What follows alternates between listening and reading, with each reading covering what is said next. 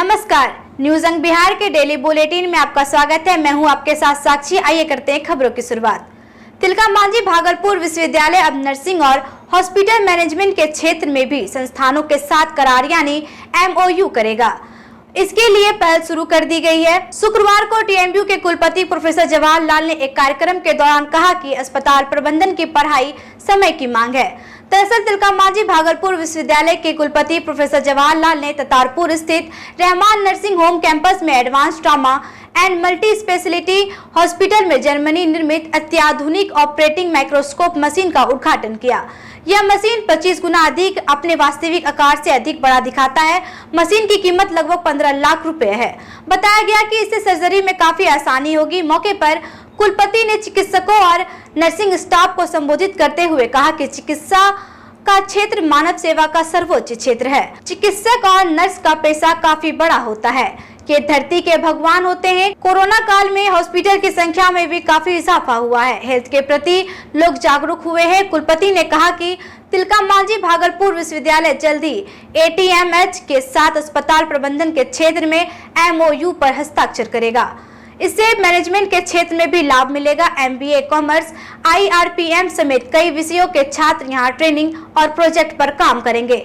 Marketing के क्षेत्र में भी विश्वविद्यालय के छात्र पहल करेंगे। इससे TMU की पहचान राष्ट्रीय स्तर पर बढ़ेगी। उन्होंने हॉस्पिटल परिसर का मुआयना किया। वहीं कुलपति को हॉस्पिटल कैंपस का भ्रमण कराते हुए डॉक्टर इम्तियाजुर रहमान ने ऑरेंज कंपनी द्वारा निर्मित solo ambulance, automation system, control panel, water harvesting, ICU dialysis unit समेत विभिन्न तकनीकी की जानकारी दी। इस दौरान VC ने सभी यूनिट को बारीकी से देखा और व्यवस्थित सिस्टम देखकर काफी सराहना भी की। कुलपति ने ICU, diagnosis centre, X-ray room, lab, operation theatre, cafeteria, outlet, music therapy, Honda house, power house को भी देखा। कुलपति ने म्यूजिकल थेरेपी की जमकर प्रशंसा की। प्रोफेसर लाल ने जुगाड़ टेक्नोलॉजी से स्वनिर्मित एम्बुलेंस देखकर आश्चर्यचकित हुए।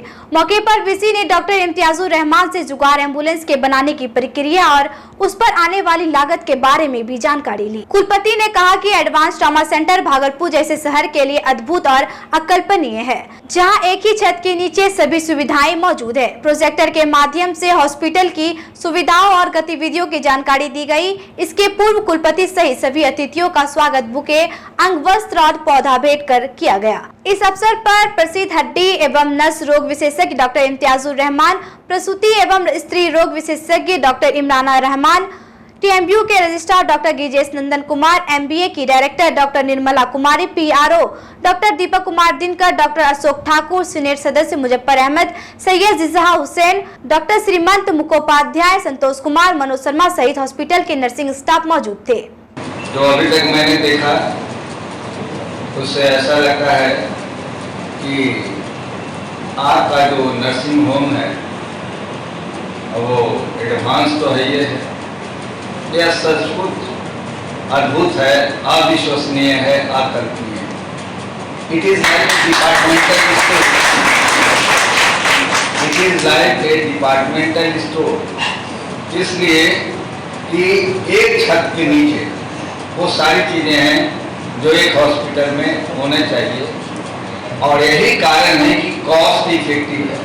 कॉस्ट इफेक्टिव इज एक कॉमर्शियल टर्म। मैं कॉमर्स का प्रोफेसर रहा हूँ, इसलिए मैं समझता हूँ कॉस्ट इफेक्टिव का मतलब होता है मिनिमम लागत और मैक्सिमम एडवांटेज। आप पटना में बड़े बड़े हॉस्पिटल देखिए, वो ऊपर से जो जिसको बोलता है फोकस देखिए, पूरा बड़ा शीशा का बड़ा बड़ा चीजें हैं बाहर से देखने में, और जो मरीजों के साथ जो बिल बनता है वह भी उतना ही बड़ा बनता है जितना बड़ा उनका हॉस्पिटल का बाहरी फेस होता है। दो चीजें होती हैं डॉक्टर साहब, एक तो होता है एक्सटर्नल लुक जो बाहर से दिखता है, दूसरा होता है इंट्रिंसिक वैल्यू। जैसे आपने यहाँ पढ़ा होगा जो रुपए है, रुपए उसका 100 रुपए के ऊपर लिखा रहता है तो date is the face value of the rupee. But लेकिन उसकी जब डॉलर से हम कंपेयर करते हैं तो उसका 82 रुपीस के आसपास में है, तो that is called intrinsic value. तो आपके हॉस्पिटल का जो फेस वैल्यू है उससे ज्यादा इंट्रिंसिक वैल्यू आंतरिक मूल्य ज्यादा है। ये बड़ी मांग है।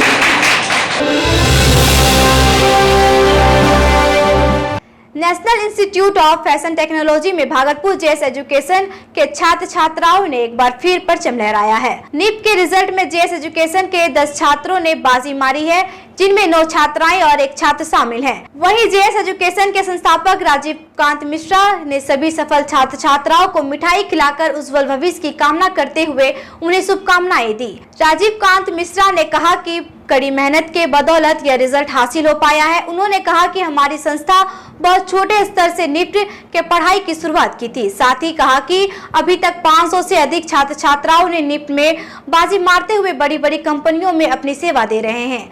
जेएस एजुकेशन के जिन 10 स्टूडेंट के नीट की सफलता पाई है, उसमें आयुषी सिंह, सादिया, अंशु चौधरी, आदित्य राज, साक्षी, ईशा रानी, मेघा सोनी, नैन्सी, राशिका नंदन और रूपा रानी शामिल हैं।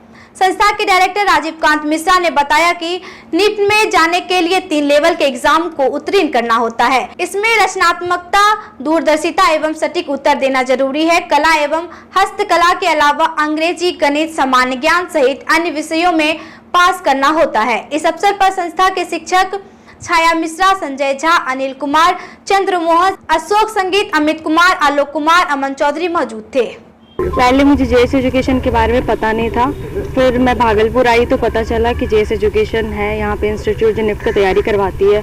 तो मैं यहाँ आई निफ्ट का तैयारी करने, क्योंकि मुझे पहले से निफ्ट करना था, बहुत पहले से था मेरा फैशन डिज़ाइनिंग का, ड्रेस डिज़ाइनिंग में इंटरेस्ट था। इसलिए तो राजीव सर के बारे में पता चला कि बहुत अच्छा तैयारी करवाते हैं, इसलिए फिर यहाँ आया। एफडी का है कि फैशन डिज़ाइनिंग मिले, ड्रेस डिज़ाइनिंग का बहुत शौक़ है, तो वो अगर मिल जाए तो अच्छी बात है। यहाँ सर बहुत अच्छा प्रिपरेशन करवाते हैं निफ्ट का। स्टार्टिंग से ही मतलब फोकस था कि हाँ निफ्ट करना है, बचपन से ही था कि ड्राइंग में इंटरेस्ट था। तो जब भी हम बोलते थे कि हाँ ड्राइंग में इंटरेस्ट है तो सब बोलता था निफ्ट करो आगे। तो फिर आगे चल के पता चला कि भागलपुर में एक इंस्टीट्यूट है जेएस एजुकेशन नाम से, वहाँ पे राजीव सर बहुत अच्छा प्रिपरेशन करवाते हैं निफ्ट का। तो बस वही था यहाँ पर एडमिशन लेके निफ्ट निकालने का। 10 बच्चों ने निफ्ट क्वालिफाई किया है।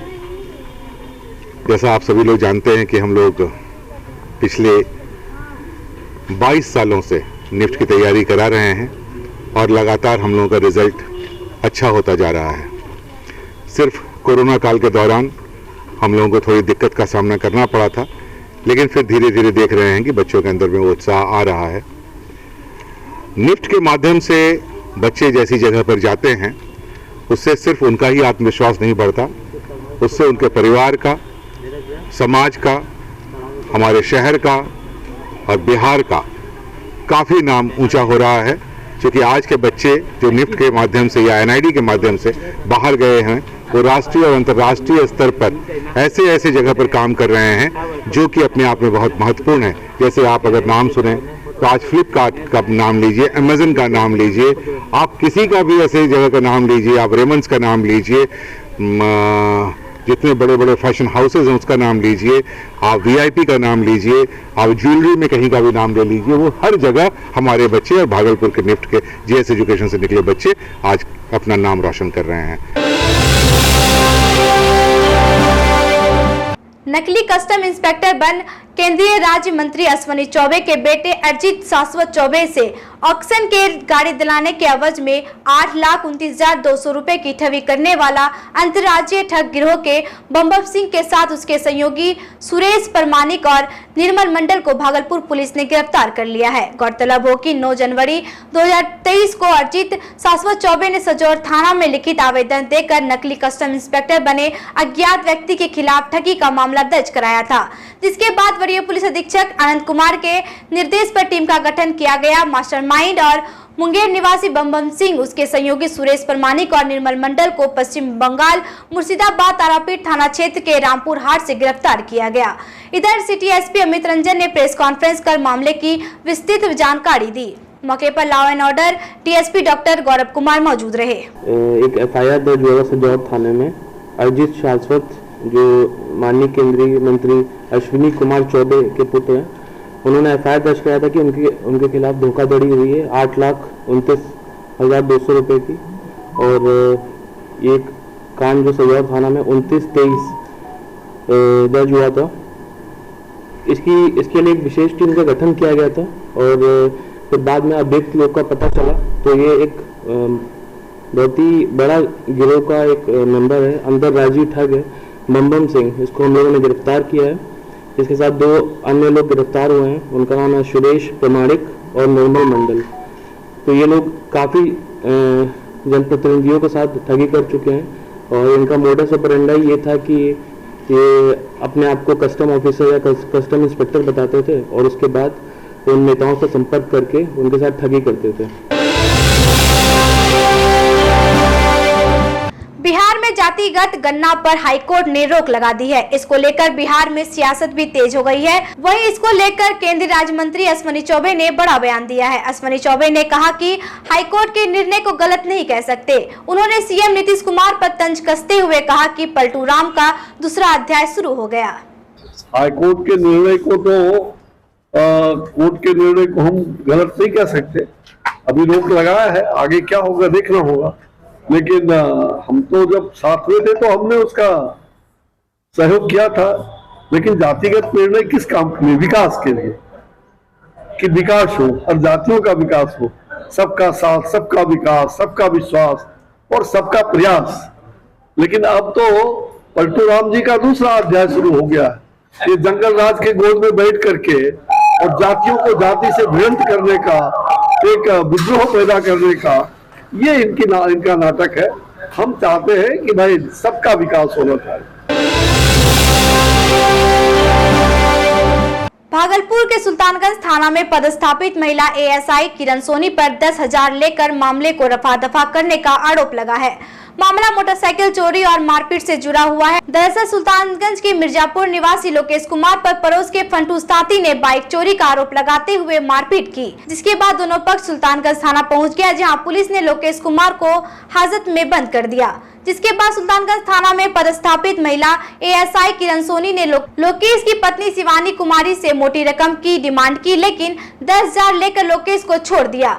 वही न्याय की गुहार लगाने के लिए शिवानी और लोकेश वरीय पुलिस अधीक्षक आनंद कुमार के पास पहुंच गए। एसएसपी आनंद कुमार ने बताया कि मामले को लेकर आवेदन प्राप्त हुआ है। विधि व्यवस्था डीएसपी डॉक्टर गौरव कुमार को जांच का आदेश दिया गया है। उस दिन थाना में रात में गए तो रात 10:30 बज गया, तो बोले कि सुबह आना। फिर सुबह गए तो बहुत भीड़ था, तो बोले बैठो बैठो। फिर 1 बज गया। फिर मैम बाहर आई तो मैम को बोले कि मैम कुछ करिए ना, मेरे पति को रखे हैं, मेरा बच्चा भी रो रहा है। तो मैम बोली ऐसे नहीं होगा, कुछ लेना देना पड़ेगा। तो हम बोले क्या लेना देना पड़ेगा? तो बोली कम से कम 15,000 दो। तो बोले मैम गरीब आदमी इतना नहीं हो पाएगा। तो हम 5,000 लेके गए थे। तो मैम को बोले मैम इतना रख लीजिए, छोड़ दीजिए। तो बोली नहीं जहाँ से भी लाना है कम से कम 10,000 पूरा। तो कितना आप दिए पैसा? फिर हम बाहर के इंतजाम किए 5,000 का, फिर 10,000 रुपया उनको दिए उनके ऑफिस में। किरण नाम था उनका मैम का। कौन थाना? सुल्तानगंज थाना। उसके बाद पैसा लेके फिर क्या किया? हाँ पैसा ली, फिर एक बॉन्ड बनवाई जिसमें एप्लीकेशन हम ही से लिखवाई, तो बॉन्ड बना उसमें। हाँ उस पर इनको छोड़ दिया। देखिए अभी एक महिला ने आरोप लगाया कि उसके पति को किसी बाइक चोरी में, जिसकी बाइक चोरी हुई है उसके द्वारा थाना में आवेदन दिया गया है कि उसके पति के द्वारा बाइक चोरी किया गया, परंतु महिला के द्वारा बताया गया कि मेरे पति के द्वारा बाइक चोरी नहीं की गई है। और महिला और थाने के पदाधिकारी पर भी केस को कम्प्रोमाइज़ करने का, दबाव डालने का और रिश्वत लेने का आरोप लगा है। तो हमने एसडीपीओ विधि व्यवस्था को एक जाँच सौंपी है, जो कि अगले 2 दिनों में इसकी जांच करेंगे, तथ्यात्मक जांच करेंगे और अपने मंतव्य के साथ मुझे उपस्थापित करेंगे। और उस जांच रिपोर्ट के आधार पर अगर किसी पर कार्रवाई करने की आवश्यकता होगी तो कार्रवाई की जाएगी। और वक्त हो चला एक छोटे से ब्रेक का, मिलते हैं ब्रेक के बाद।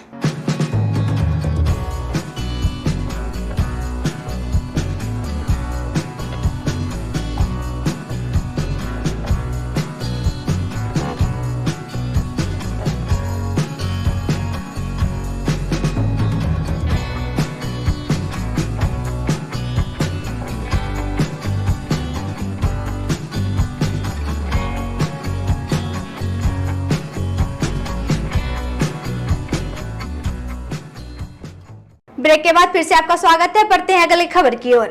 नगछिया पुलिस जिला के परबत्ता थाना क्षेत्र के गरैया चौक से महज 100 मीटर की दूरी पर मोटरसाइकिल से जा रहे एक युवक को 2 नकाबपोश अपराधियों ने गोली से छल्ली कर दिया। नकाबपोश दोनों अपराधी युवक को गोली मारकर फरार हो गया। घटना की सूचना मिलते ही पुलिस मौके पर पहुंची और छानबीन में जुट गई। घटनास्थल के पास एक खोखा और एक मोबाइल भी बरामद किया गया। परबत्ता थाना अध्यक्ष योगेश कुमार ने बताया कि अपराधी जल्द ही पकड़े जाएंगे। बैंक में ड्यूटी करते थे एल&टी बैंक में, तो ये अपना कलेक्शन करके जा रहे थे अपने रूम पे जहाँ जॉब करते हैं। वहीं जा रहे थे, रास्ते में पैसा उसको देखा, तो किसी ने देखा कि इसके पास पैसा है, तो पीछे से गोली चला दी, तो मौके पर ही शायद मौत हो गई। क्या घटना हुई है? वो कलेक्शन करके आ रहा था, उसके बाद ये घटना हुआ। नकुल पासवान किस जगह से कलेक्शन कर रहे थे? गया था जगतपुर साइड। कितनी का हुआ था कलेक्शन?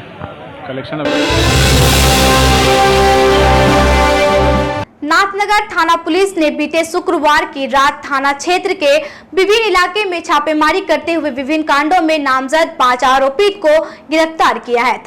नाथनगर थाना के प्रभारी थाना अध्यक्ष मोहम्मद मेहताब ने बताया कि अलग अलग कांडों में कुल 5 नामजद आरोपित को गिरफ्तार किया गया। उन्होंने बताया कि हत्या मामले में श्री रामपुर गांव निवासी बुग्गी मंडल और मोती मंडल NDPS एक्ट में चौकी नियामतपुर निवासी सन्नी यादव उत्पाद एवं मद्य निषेध अधिनियम के तहत 20 लीटर देसी महुआ शराब के साथ दिलदारपुर बिंदटोली गांव निवासी रघुवीर महतो और शराब के नशे में हल्ला हंगामा करते हजारी शाह लेन उत्तर टोला निवासी मोहम्मद अशफाक के रूप में किया है। भागलपुर सुल्तानगंज प्रखंड के महेसी पंचायत के दासटोला गांव के महादलित परिवार के 14 बीघा जमीन पर भूमि माफिया द्वारा अवैध रूप से मिट्टी खनन कर 4 लेन में मिट्टी बेचने का मामला प्रकाश में आया है। वहीं इस मामले में महादलित परिवार के कंगली दास ने बताया कि 14 बीघा जमीन है, हम लोग 150 महादलित परिवार हैं, हमारा जमीन खतियानी है, लेकिन गांव के दबंग अशोक चौधरी, सुधीर चौधरी, विनोद चौधरी, निर्मल चौधरी के द्वारा अंचल एवं थाना के मिलीभगत से अवैध मिट्टी खनन कर 4 लेन के ठेकेदारों को बेचा जा रहा है। मेरे परदादा के नाम से जमीन था सर। कितना? 7 एकड़ 10 एकड़ जमीन है मेरा। कितना बीघा है? 14 बीघा जमीन है। कितना परिवार है आप लोग? हम लोग कम से कम 150 परिवार की अथी में हैं। जी जी, आबादी में है। इस जमीन में क्या हुआ है? यह जमीन जलसाजी से यह अपना सर्वे करा लिया है। अशोक कुमार चौधरी ने अपने बाबा के नाम से करवा करके राम जानकी के नाम से टेस्ट बोर्ड में दे दिया गया था, जिसमें कि वो बोला था कि टेस्ट बोर्ड से हम तोड़वा करके आप लोगों को मैंने रजिस्ट्री करवा देंगे। वो भी नहीं किया। जलसाजी से यह मिट्टी को काट करके बेच रहा है। सगळे गरीब आदमी छिए बाबू, हमर उनका करने से 50 सालों से कमावे खाए रहिए।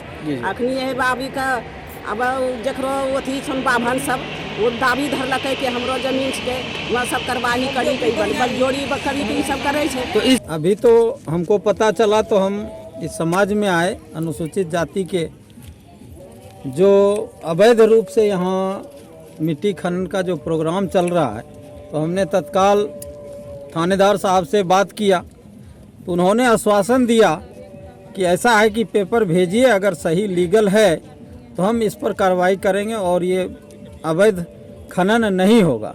आज के लिए बस इतना ही। नमस्कार।